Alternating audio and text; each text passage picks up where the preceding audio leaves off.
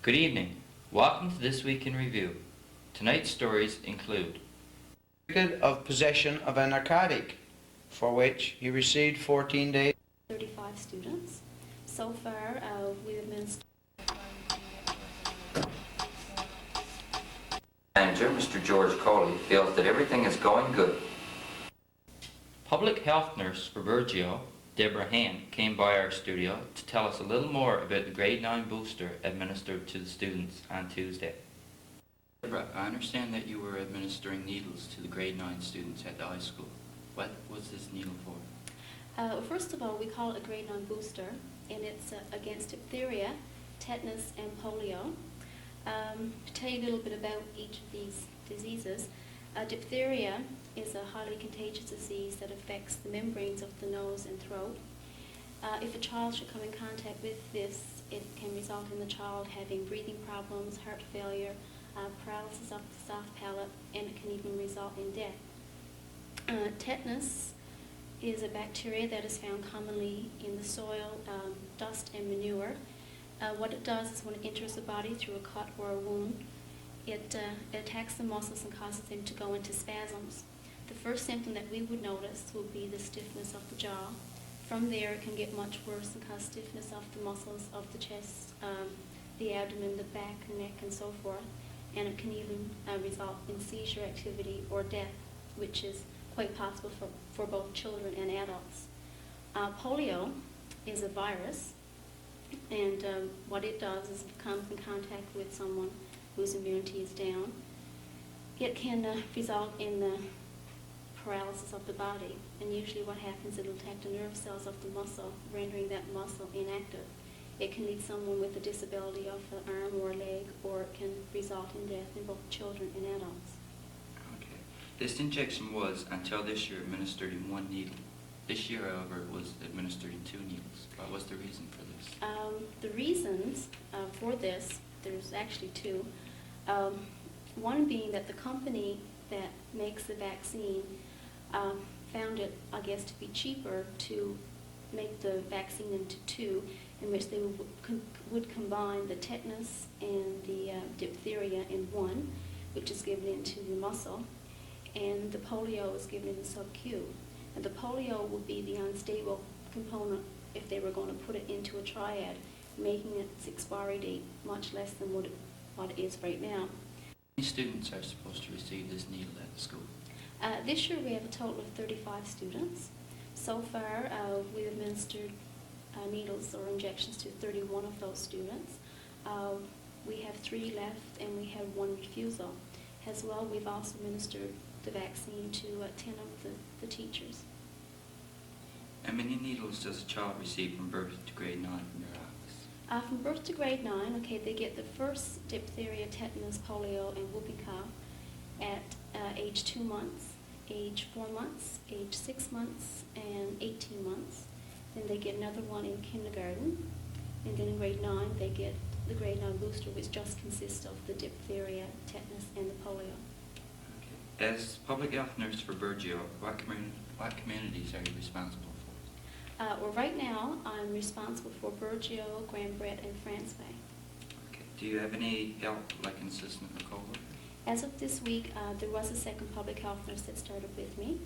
Her name is Arlene Kwan, and she's from the Lords area, so she will now be covering the districts of Ramya and Grey River. Okay, Deborah, thanks very much for talking to us. You're welcome. We have Corporal White now with the provincial skidoo regulations, followed by the Corp News.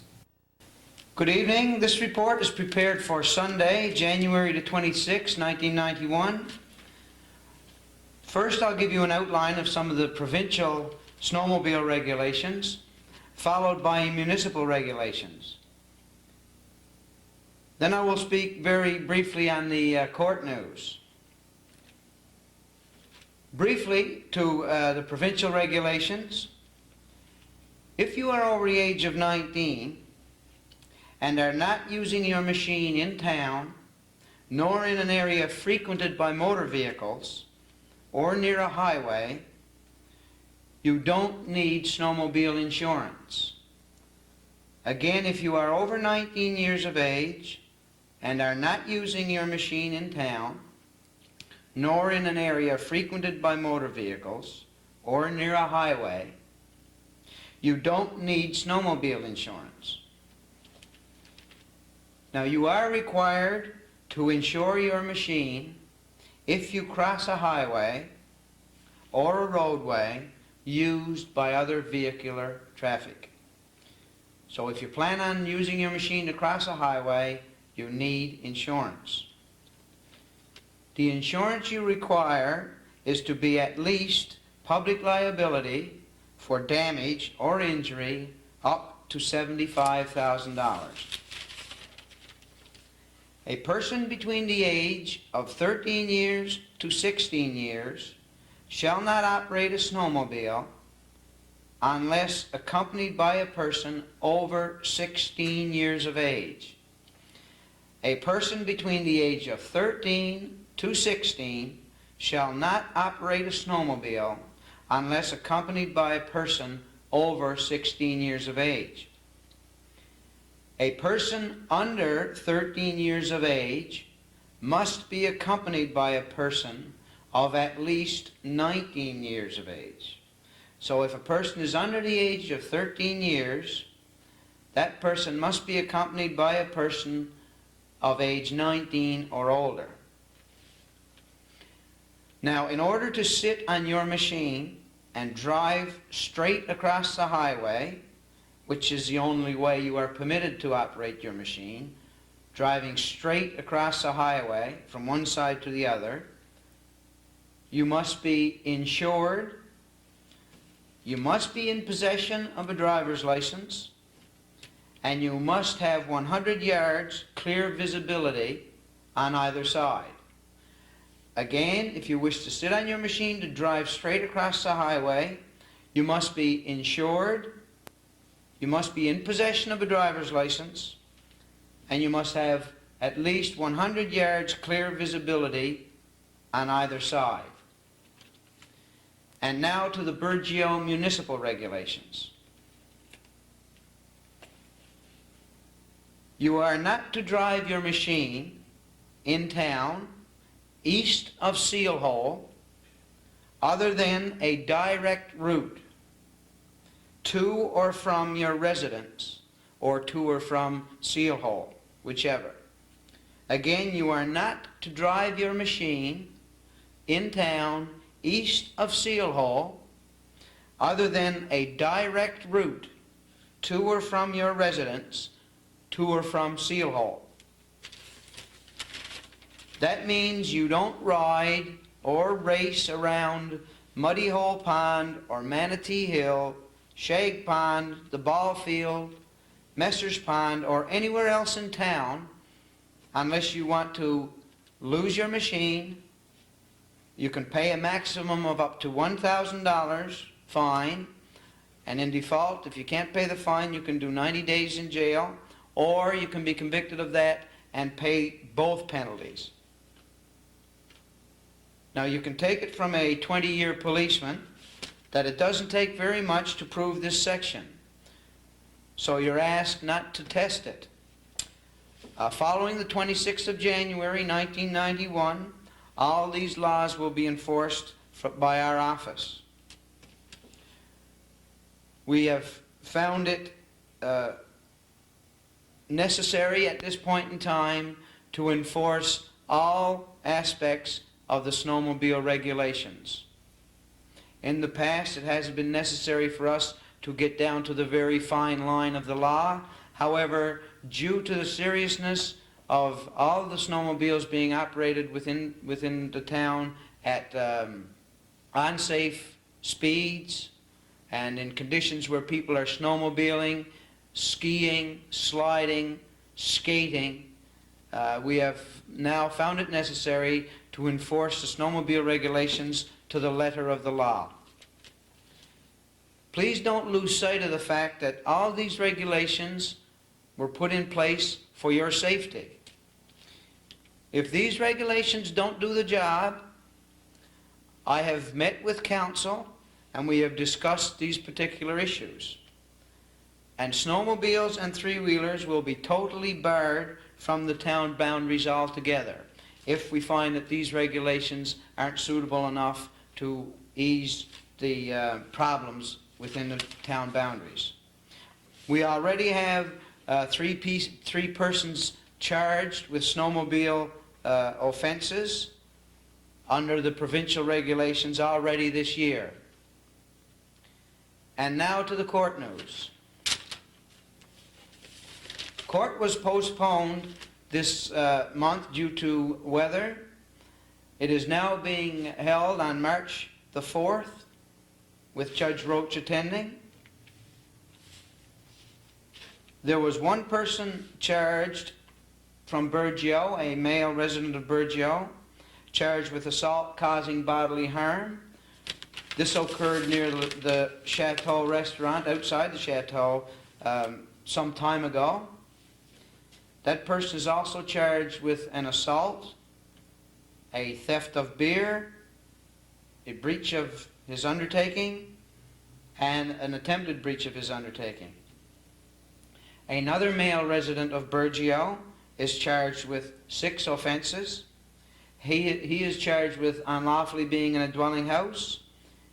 He is charged with assaulting a female, charged with assaulting another female, charged with 3 counts of breaching his probation. Another male adult is charged with hunting a protected species. This would be the black guillemot, or pigeons, which he had in his possession. Another male resident of Burgeo is charged with unlawfully being in a dwelling house. Since court didn't proceed on the 21st of January, that person has been arrested and turned over to the Royal Newfoundland Constabulary, as they had warrants for that person's arrest in St. John's for other charges, and he has been escorted to St. John's. A male resident of Grey River has been charged with break, enter, and theft into a business in Grey River, and also supplying liquor to minors. Another male resident of Burgeo has been charged with 4 charges. One for an assault, which occurred following the teenage dance at the lodge. He is also charged with 2 charges of breach of probation, and also a charge of damage to property as a result of breaking a window out of a motor vehicle. 2 residents of Burgeo are also charged with 2 charges of taking small game during closed season. And there are 3 young offenders charged with operating all-terrain vehicles or snowmobiles in violation of the Skidoo and Snowmobile and All-Terrain Vehicles Act.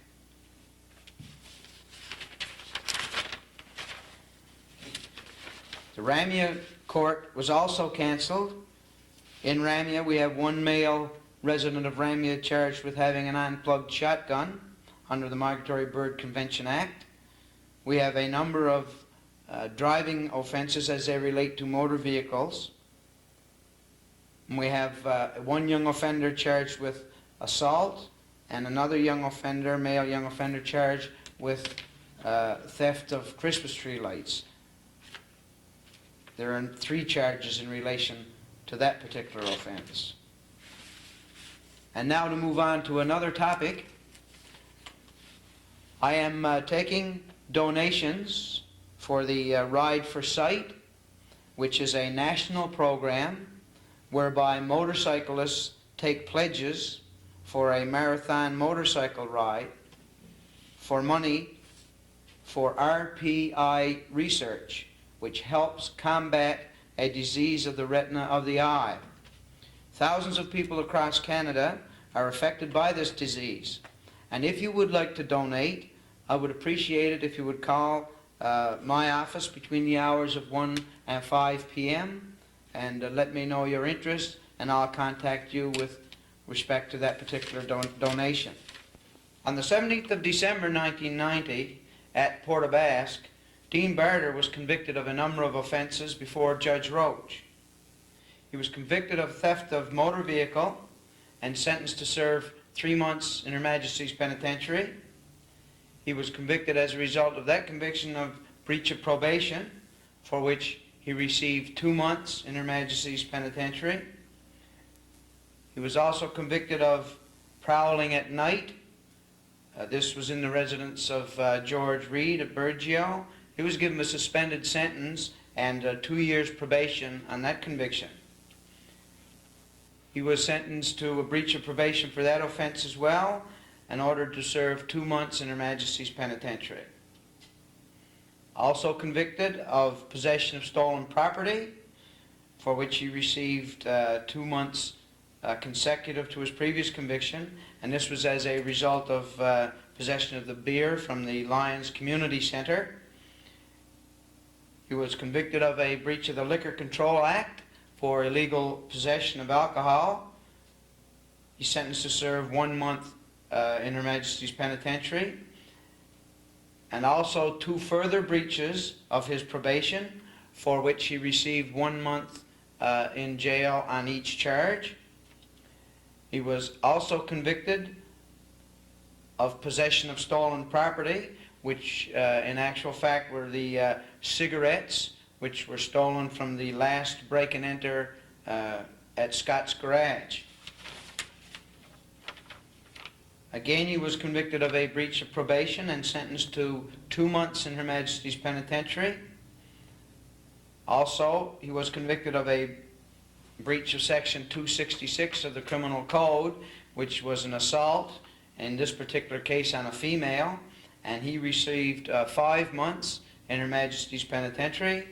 And again, for this offence, he was convicted of a breach of probation and sentenced to 2 months in Her Majesty's Penitentiary. A number of these offences run consecutively to each other, and others are concurrent. The total sentence Dean Barter was required to serve is 1 year in jail. Now, this particular sentence should drive home to the community of Burgeo what the Corp thinks of breaches of probation, and it also indicates as well the emphasis that the judge places on the protection of the community and the public. Also, at this time, I'd like for parents and young people to realize the penalties for underage drinking and also for supplying liquor to minors. Also in provincial court at Port aux Basques on December the 20th, Todd Durnford appeared before Judge Roach, and he was convicted of a variety of charges, which I shall explain to you tonight. He was charged and convicted for a breach of the Liquor Control Act for supplying liquor to minors. He received 14 days in jail.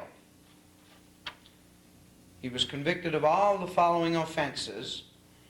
Again, a charge of supplying liquor to minors under the Liquor Control Act, for which he received another 14 days in jail. He was also convicted of possession of a narcotic, for which he received 14 days in jail.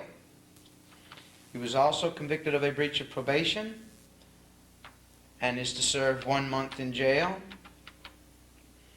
Also, another breach of probation for which he received 1 month in jail. 2 other breaches of probation for which he received 1 month in jail on each charge. He was convicted of possession of a narcotic which occurred in Stephenville, and he received 1 week in jail for this offense. Also, on a Stephenville case, he was convicted of failing to appear in court in Stephenville, and he received 2 months in jail for failing to appear. And also, he received a 1 month sentence for another breach of probation. This is in relation to the Stephenville incident. He was also convicted of 3 charges in Port aux Basques for offenses which occurred in Port aux Basques. One was theft of a motor vehicle, for which he received 8 months in Her Majesty's Penitentiary. Another breach of probation, for which he received 1 month in Her Majesty's Penitentiary. And also he was convicted of impaired driving as a result of an investigation in Port aux Basques, and for this he was sentenced to 1 month in Her Majesty's Penitentiary. He was also prohibited from driving a motor vehicle for a period of 6 months. This concludes my report for this evening. Thank you for your attention. Good night.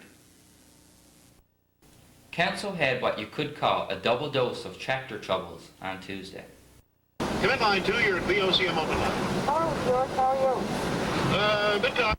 Are you enjoying the tropical weather? I'm not.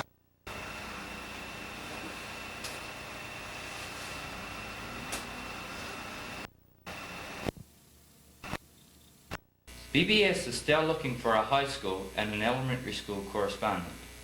Any student interested in becoming a correspondent can feel free to drop by our office to find out more information. I spoke to Mr. George Coley, manager of Seafreeze, to find out what truth there is to several rumors concerning our fish plant.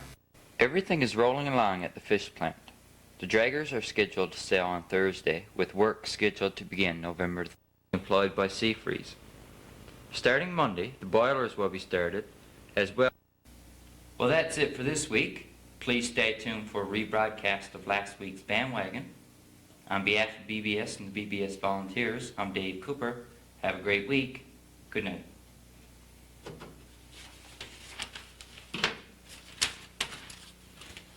Sure, you need help, please. Okay. Fast, Jason. Come on, fast. Okay, speed up a little bit. That's This it. one? Yeah, okay. That one there.